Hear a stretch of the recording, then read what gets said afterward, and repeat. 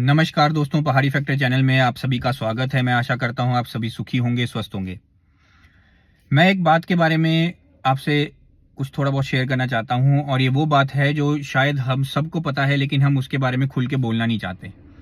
और वो बात है कि जब हम देखते हैं कि सरकारी दफ्तरों में जो लोग रिटायरमेंट के नज़दीक आ जाते हैं या जो लोग रिटायर हो जाते हैं, उन लोगों को री एम्प्लॉय कर लिया जाता है। कभी तो सेम पोजीशंस में, सेम पोस्ट्स के अंदर री अपॉइंट कर लिया जाता है। कभी कभी क्या होता है कि उनकी जो रिटायरमेंट है उसको एक्सटेंड कर जाता है, उनको एक्सटेंशन दे दी जाती है। तो सेम पोस्ट के अंदर उनको एक्सटेंशन दे दी जाती है।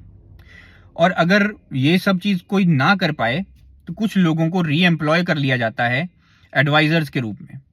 अब वो सरकारों के भी एडवाइजर बनते हैं, वो ऑफिस के भी एडवाइजर्स बनते हैं। और कभी कभी ऐसा होता है कि कोई पोजीशन जो है खाली हो चुकी है और उस पोजीशन के लिए वो रिक्रूटमेंट ना करके किसी रिटायर्ड व्यक्ति को री एम्प्लॉय करके उस जगह पे बिठा देते हैं कुछ समय के लिए। अब आप सोच के देखिए, आज के ज़माने में जहां पर बेरोजगारी अपने चरम पर है, जहां पर दिक्कत अपने चरम पर है, युवा परेशान हो रहा है, डिप्रेशन में जा रहा है, नशे कर रहा है, परेशान हो रहा है, आत्महत्याएं कर रहा है, उस समय पर जब किसी को नौकरी मिल ही नहीं रही है, क्या उस समय पर किसी को री एम्प्लॉय करना सही है? और ये सवाल बहुत ज्यादा जरूरी है। इस सवाल को कोई पूछता ही नहीं कभी। हम आए दिन देखते हैं कि सरकारी दफ्तरों में किसी को एक्सटेंशंस मिल रही हैं। कोई रिटायरमेंट के नजदीक आया, उसको 3-3 साल की एक्सटेंशन मिल गई है।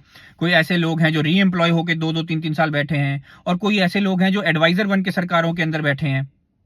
वो क्या है, उसकी जरूरत क्या है? और वो जो एडवाइजर्स बन के बैठे हैं वो क्या एडवाइस दे रहे हैं सरकारों को? काम तो घटिया ही हो रहा है, काम तो उतना अच्छा हो नहीं रहा। या तो हो कि कोई एडवाइस दे रहा है तो बहुत जबरदस्त एडवाइस हो रही है, बहुत जबरदस्त सरकारों का काम चल रहा है और हम देख रहे हैं कि अचानक से हमारा जो प्रदेश है वो उन्नत हो गया। तब तो हम माने कि भाई वाकई अगर किसी को री एम्प्लॉय किया तो जबरदस्त काम हुआ है। लेकिन ऐसा तो कुछ भी नहीं है, काम तो वैसे ही नॉर्मल ही चल रहा है। सरकारी दफ्तरों में जाएंगे तो आपको नॉर्मल काम दिखेगा, तो कुछ खास तो हो नहीं रहा। और इन सब चीजों से जो सरकारी दफ्तरों में काम करने वाले लोग हैं, जो लोअर पोजीशंस पे हैं, जिनकी प्रमोशंस होनी थी उस पोस्ट के लिए, उन लोगों को भी बुरा लगता है क्योंकि उनकी प्रमोशंस नहीं हो पाती। अब आपने फिर से एक व्यक्ति को दोबारा उसी पोजीशन में बिठा दिया है। जो उससे नीचे जो लोग हैं, जिनकी प्रमोशंस होनी थी, जिन्होंने उस पोजीशन में बैठना था, अब वो बैठ नहीं पा रहे। अब वो परेशान हो रहे हैं, उनको बुरा भी लग रहा है, गुस्सा भी आ रहा है, लेकिन बोल नहीं पा रहे क्योंकि अगर बोलेंगे तो उनकी नौकरी चली जाएगी। उसी तरीके से जो आम जनता है वो तो वैसे ही किसी खाते में नहीं आती, क्योंकि आम जनता को कोई पूछता ही नहीं है आम जनता की क्या औकात है। सिर्फ वोट के अलावा आम जनता की औकात क्या है, आप खुद सोच के देखिए। मैं भी आम जनता ही हूं, हमारी क्या औकात है? हमें कौन पूछता है? हम चिट्ठी, मैंने खुद बहुत चिट्ठियां लिखी हैं सरकारों को, बहुत बहुत बार मिलने की कोशिश की, कई लोगों से मिला भी हूं। लेकिन मैं आपको सच्ची बात बता रहा हूं कि मिलके जितनी मर्जी आप बात कर लीजिए, जितनी मर्जी आप चिट्ठी लिख दीजिए, कुछ नहीं होता। क्योंकि जब बात अपने पे आती है कोई कुछ नहीं करना चाहता। अब आप खुद सोच करके देखिए, जितने भी ये एडवाइजर्स इकट्ठे कर लेते हैं, जितने भी ये ऐसे लोगों को री एम्प्लॉय कर देते हैं, तो वो सिवाय चमचागिरी के और क्या करते हैं? काम तो अच्छा कुछ कर नहीं पा रहे हैं। और उनको खुद बोलना चाहिए, अगर वो इतने ईमानदार हैं तो उनको खुद बोलना चाहिए कि नहीं भाई, हम अब रिटायरमेंट एज पे आ चुके हैं, अब हमारे को सीधा रिटायर कीजिए। अब हम दोबारा दोबारा नौकरी नहीं करेंगे, अब हमें रिटायर कीजिए और नए लोगों को लेके आइए। क्या कोई ऐसा बोलता है? अगर देखिए, एक व्यक्ति रिटायर हो चुका है, उसकी जगह खाली हुई, नीचे से जिस व्यक्ति की प्रमोशन होनी थी उसकी प्रमोशन हुई, तो इस तरीके से जो सबसे नीचे की पोजीशन है वो खाली हो जाएगी। जब सबसे नीचे वाली पोजीशन खाली हो जाएगी तो उसमें नई रिक्रूटमेंट्स होगी, नए लोगों को चांस मिलेगा, नए लड़के जो हैं, नए नौजवान जो हैं, लड़के लड़कियां, उनकी भर्ती होगी, नए नौजवानों को, नए यूथ को नौकरियां मिलेगी, वो परेशान नहीं होंगे। जो नए नौजवान हैं, जो नए पढ़े लिखे जो अब निकल के आ रहे हैं नौजवान, उन नौजवानों को तो आप कॉन्ट्रैक्ट की जॉब्स दे रहे हैं, उन नौजवानों को आप टेम्परेरी जॉब्स के लॉलीपॉप चुसवा रहे हैं, और जो लोग रिटायर हो चुके हैं उनको बार बार री एम्प्लॉय कर रहे हैं। तो ये जो बार बार री एम्प्लॉय करने वाला सिस्टम है, ये हमारे प्रदेश के लिए बहुत खराब सिस्टम है। उसके दो कारण है, मैं आपको बताता हूं। पहला कारण तो मैंने आपको जो भी बताया कि पोजीशन अगर खाली नहीं होगी तो प्रमोशंस नहीं होंगी, प्रमोशंस नहीं होंगी तो किसी और को नौकरी नहीं मिलेगी।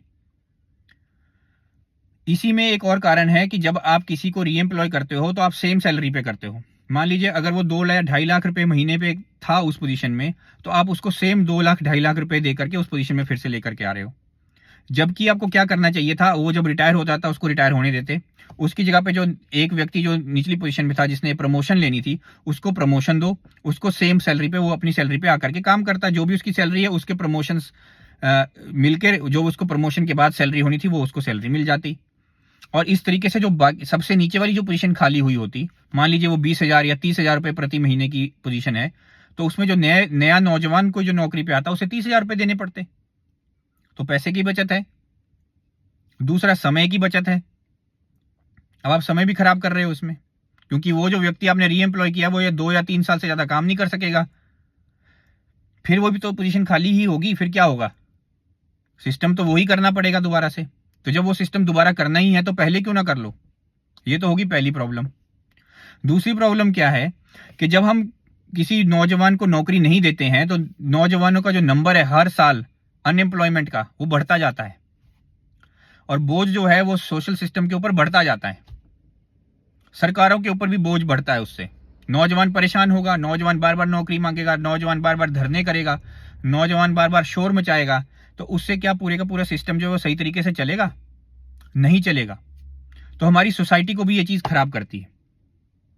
इसलिए मैं आप सबसे ये उम्मीद रखता हूं कि कम से कम जब आपका नेता आपके क्षेत्र में आता है तो अपने नेता से ये बात तो कीजिए, ये बात तो उठाइए, ये मुद्दा तो उठाइए। और कम से कम जितने भी सरकारी दफ्तर हैं हमारे प्रदेश के अंदर, उसमें एक जनरल रूल बनना चाहिए कि जो व्यक्ति एक बार रिटायर हो चुका है उसे री एम्प्लॉय नहीं किया जाएगा। दूसरा, अगर सरकारों को किसी को एडवाइजर बनाना है तो कम से कम उस फील्ड के स्पेशलिस्ट को एडवाइजर बनाया जाए। ऐसा नहीं है कि जो व्यक्ति पहले उस फील्ड में काम कर रहा था उसी को उठा करके आप दोबारा लेकर के आ गए, जो उस ऑफिस में था उसी को दोबारा से री एम्प्लॉय कर दिया, वो एडवाइजर नहीं है।